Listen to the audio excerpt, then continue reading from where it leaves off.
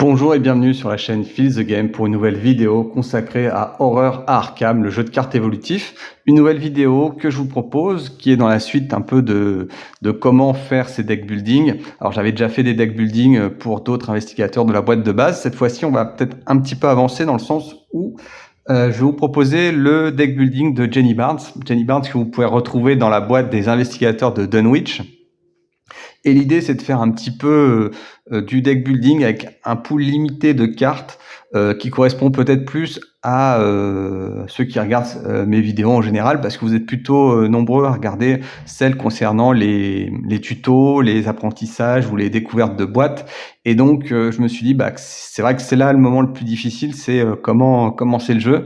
Et donc, je vais vous proposer ce deck building de Jenny Barnes, qui est un personnage d'investigateur Dunwich et qui a une construction qui est peut-être un peu atypique quand on va changer, et dont cette construction n'est uniquement faite qu'avec les cartes de la boîte de base révisée. C'est important, la boîte révisée, parce que elle contient beaucoup plus de cartes, plus de cartes en tout cas que celle de l'ancienne version. Et c'est les cartes investigateurs de la boîte de Dunwich Investigator. Donc, pour reprendre les exemples du nouveau modèle. Voilà. Je vais vous présenter un peu Jenny Barnes dans ses caractéristiques, parce que ça va influencer un peu sa construction. Premièrement, pour reprendre les exemples que j'avais donnés dans ma vidéo, je vais jouer en solo, donc ça voudra dire que je devrais être préparé à tout, chercher des indices, mais aussi me battre. Alors ça peut être, vous pouvez garder ça dans un duo ou un trio, parce qu'en fait vous serez un personnage très polyvalent. Mais voilà. En plus, bon, le truand est plutôt un personnage en lui-même un peu orienté combat et plus ou moins orienté recherche, donc ça dépend, mais voilà.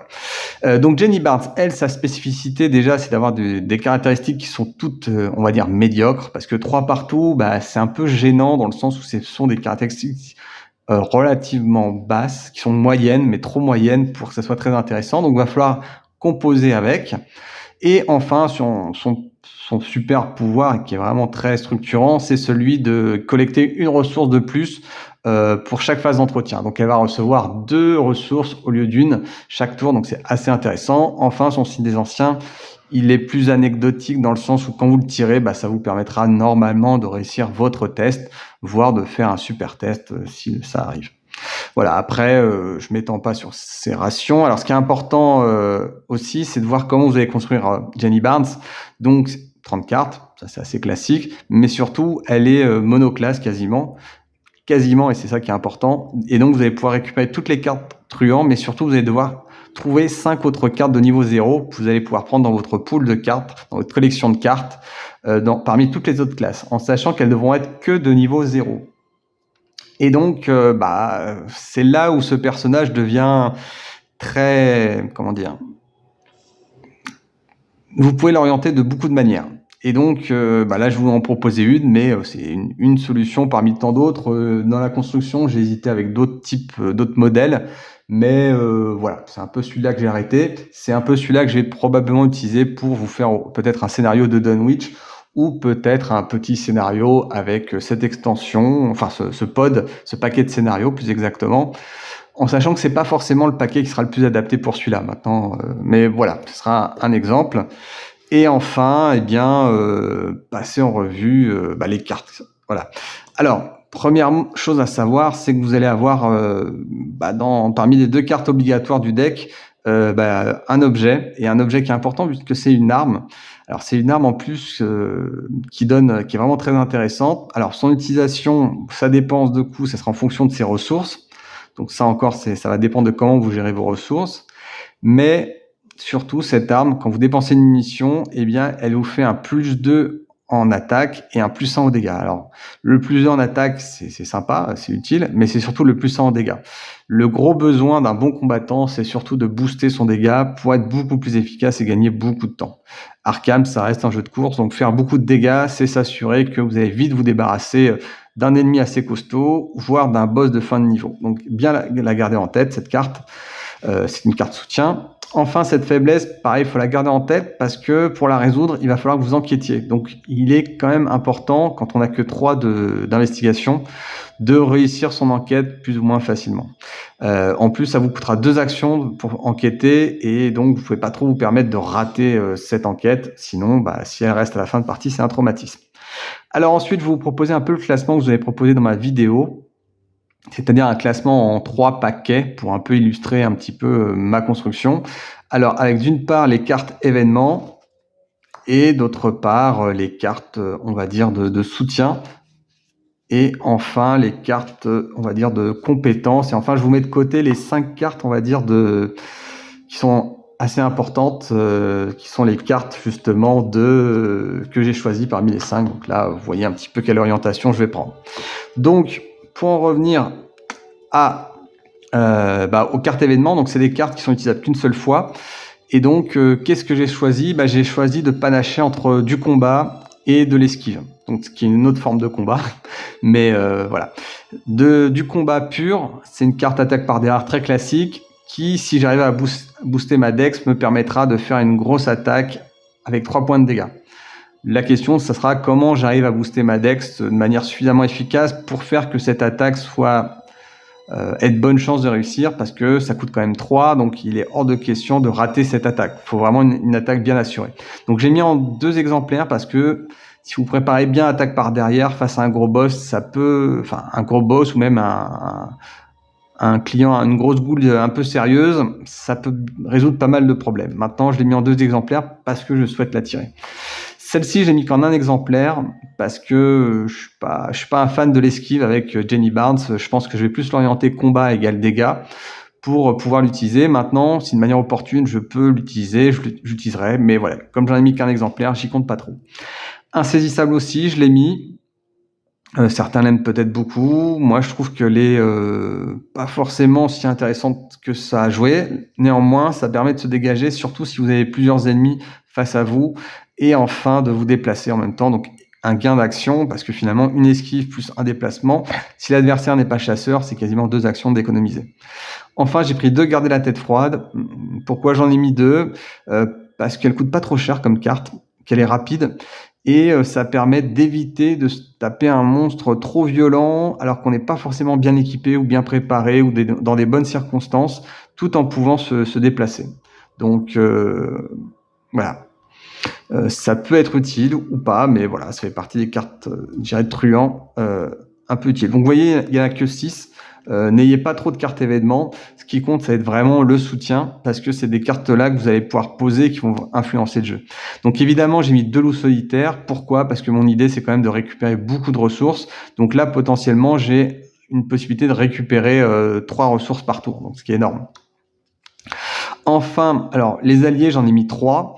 3 en sachant que pareil, j'ai 2 alliés, enfin un allié en 2 exemplaires fondamentaux qui est Léo De Luca. Si je peux le sortir en début de jeu, je prends une bonne opportunité pour gagner le scénario. Si je le tire pas du tout, je ferai avec. Mais voilà, un Léo De Luca tiré en début de jeu, c'est plutôt bon signe. Enfin, j'ai mis Joey le rat. Alors je l'ai mis un peu par défaut. C'est histoire vraiment de m'assurer que si j'aurais mis que 2 alliés dans mon paquet, j'avais peu de chances de les tirer en début de partie. Enfin, peu de chance, une chance moyenne de les tirer. En ayant un 3e allié, je me dis que je m'offre peut-être la possibilité d'avoir quand même un allié en début de partie. Pourquoi c'est intéressant d'avoir un allié de partie ? Parce que lui va pouvoir encaisser des dégâts. Voilà. Même Léo De Luca, il peut prendre au moins un dégât, une horreur, et c'est important de pas être submergé par les dégâts. Ça peut vite monter. Donc, si j'ai la possibilité de le jouer, soit en début de partie parce que j'ai pas tiré Léo De Luca, je le joue. Sinon, je joue en fin de partie, peut-être parce que Léo De Luca est mort. Et donc, dans ce cas-là, c'est intéressant d'avoir quand même un allié qui a beaucoup de résistance. Voilà. Son pouvoir, il est plutôt anecdotique, il sert rarement, mais pourquoi pas, il peut servir pour poser une lampe torche, vu qu'on est généralement assez riche, ça peut servir, voilà. Mais bon, c'est anecdotique à mon sens. Enfin, j'ai pris des armes. Alors, vous voyez, là, pareil, j'ai fait un classement en fonction des mains. Donc là, vous avez 4 mains qui vont être utilisées, plus les autres cartes utilisées. Mais voilà, en sachant qu'il y a 2 mains, 2 emplacements de main. Il peut y avoir un encombrement quand même, ça va être assumé, mais bon, le Derringer, je l'ai mis vraiment histoire de densifier mon nombre d'armes, parce que vous allez le voir, si je n'avais que 2 voire 3 armes dans mon paquet, ça serait pas assez. Là en tout, je vais avoir 5 armes, ça me paraît une bonne moyenne, et encore c'est pas sûr à 100% de tirer une arme dès le début, mais il vous faut au moins débuter le jeu avec une arme. C'est quand même plutôt rassurant face à un ennemi qui pourrait relativement fort, qui pourrait apparaître un peu trop vite. Donc voilà, l'importance de réussir son premier tour. Enfin, j'ai mis 2 lampes torches. 2 lampes torches parce que c'est une possibilité toujours de... Enfin, pour moi, lampe torche, vous devez le mettre dans tous les paquets. Ouais. Pour moi, lampe torche, ça se met dans tous les paquets. C'est une possibilité de découvrir un indice quasiment gratuitement, si vous avez un lieu à 2. Et si c'est un lieu à 3, bah, si vous avez une intelligence qui est pas trop faible, une capacité d'enquête qui est pas trop faible, bah, ça vous fait aussi récupérer un indice. Le jeu, ça reste quand même de récupérer des indices le plus vite possible. Voilà. Donc 2 lampes torches qui restent toujours un bon choix. Enfin, une tenue élégante que j'ai mis un peu par défaut. Pourquoi ? Parce que tenue élégante, l'avantage c'est que ça prend un emplacement de corps et c'est un emplacement qui est peu utilisé, qui est pas du tout utilisé. Donc c'est le seul emplacement que j'ai trouvé pour tenue élégante. Pour l'emplacement de corps. Donc un point de vie, un point de dégâts, c'est évidemment, si jamais je me prends un point de dégâts, un point d'horreur, je le ferai là-dedans. La capacité de diminuer les discussions, ça peut servir dans certaines campagnes, notamment à Carcosa, quelques éléments de la zélatrice, mais voilà, à mon sens, c'est plutôt anecdotique. Si vous l'avez, tant mieux.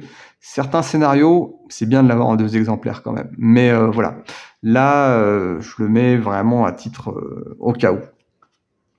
Enfin, vous allez voir, il y a une pléthore de cartes de compétences. Je crois qu'il y en a 3, 6, 8, 9.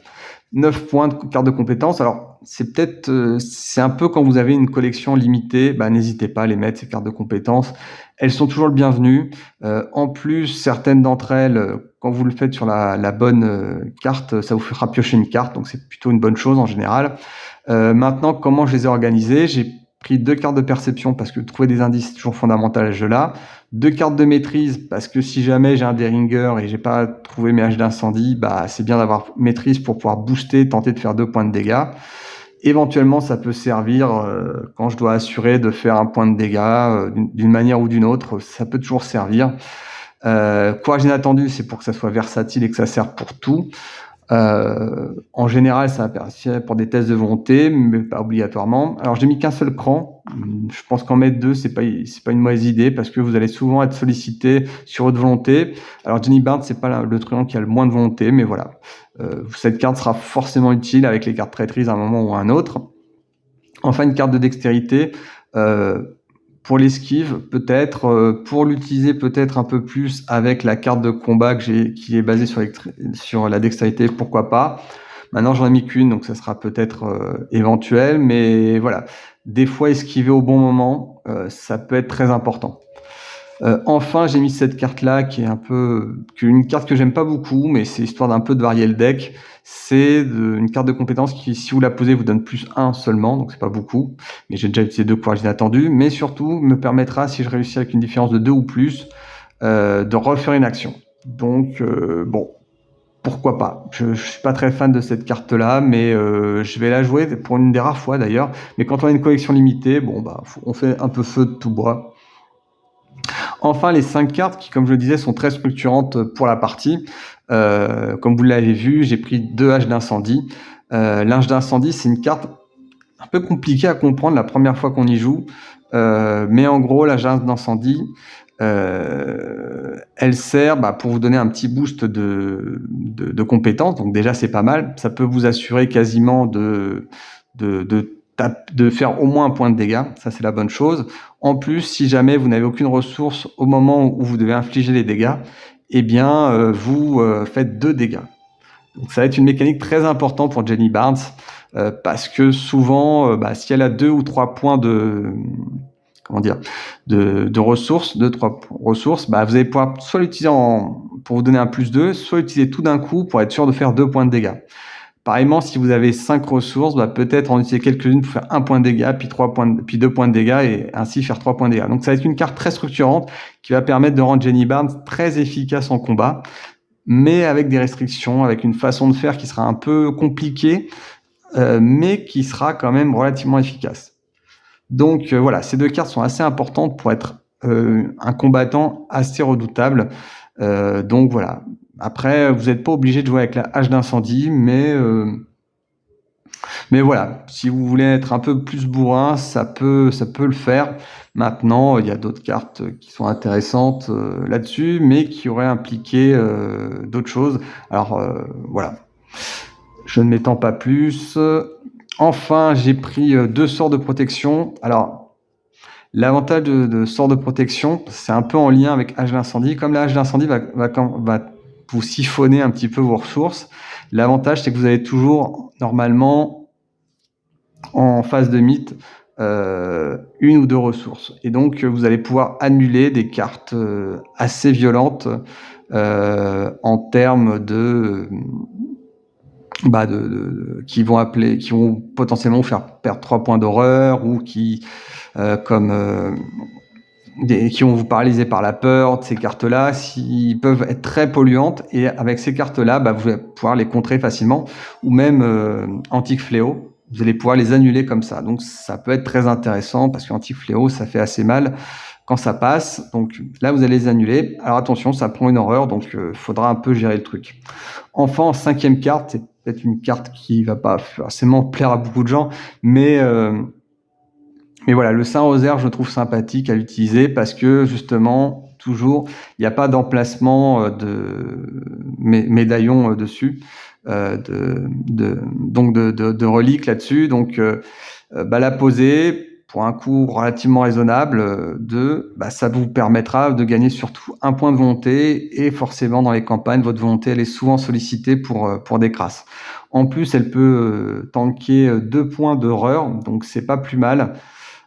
Après, voilà, il y a d'autres cartes qui peuvent être intéressantes. Je pense à un allié comme Peter Sylvestre, mais il rentre un peu en conflit avec Léo De Luca. Mais voilà, le Saint-Rosaire, quand ça tombe, c'est pas inutile.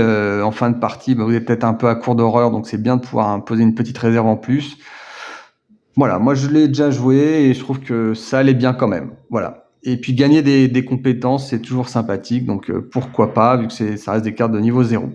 Voilà la proposition que je peux vous faire pour une construction de Jenny Barnes, ma foi assez classique, je pense. Maintenant, si vous avez des commentaires, n'hésitez pas à me les laisser. Je pense que je vais la lancer pour bientôt sur un petit scénario de Dunwich, ou, comme je vous le disais, sur peut-être une malédiction du Rougarou, en sachant que quand on connaît un peu le scénario, c'est peut-être pas la construction la plus adaptée, mais elle est rigolote. Donc voilà. Écoutez, n'hésitez pas à laisser un commentaire sur cette vidéo, à liker si la vidéo vous a plu, ou enfin vous abonner si c'est pas déjà le cas. Je vous remercie. Ah oui, et puis une dernière chose, tant pis. Ça c'est vraiment peut-être beaucoup de gens ont annulé. Une chose importante quand vous faites la construction de deck, c'est de projeter, et c'est ce que j'avais expliqué dans ma vidéo, c'est de vous dire comment je vais faire évoluer ce deck. Et en fait, c'est en réfléchissant à ça que j'ai évolué sur ma construction de deck. Par exemple, moi j'étais assez tenté par mettre coup dur dans mon paquet, sauf que comme j'ai mis hache d'incendie, c'était plus très compatible.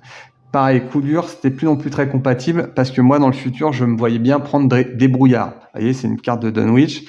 Et quand vous êtes assez riche, vous avez un boost en intelligence et en dextérité. Vous voyez, et donc ça fait aussi le lien en fait avec ces cartes de attaque par derrière, où je vais pouvoir relativement facilement booster ma dex, et par là même, faire 3 points de dégâts. Donc ça, c'est assez intéressant. Voilà, donc ayez en tête là-dessus. Pareil, sur les constructions à venir, forcément, je vais prendre les outils de crochetage, qui est une carte indispensable pour tout truand qui a quelques points d'expérience. Voilà, ça va me faire forcément sortir un certain nombre de cartes, mais voilà, je trouve ça assez intéressant en début de partie de faire ça. Voilà. Écoutez, voici ma proposition de deck. Donc cette fois-ci, c'est la bonne.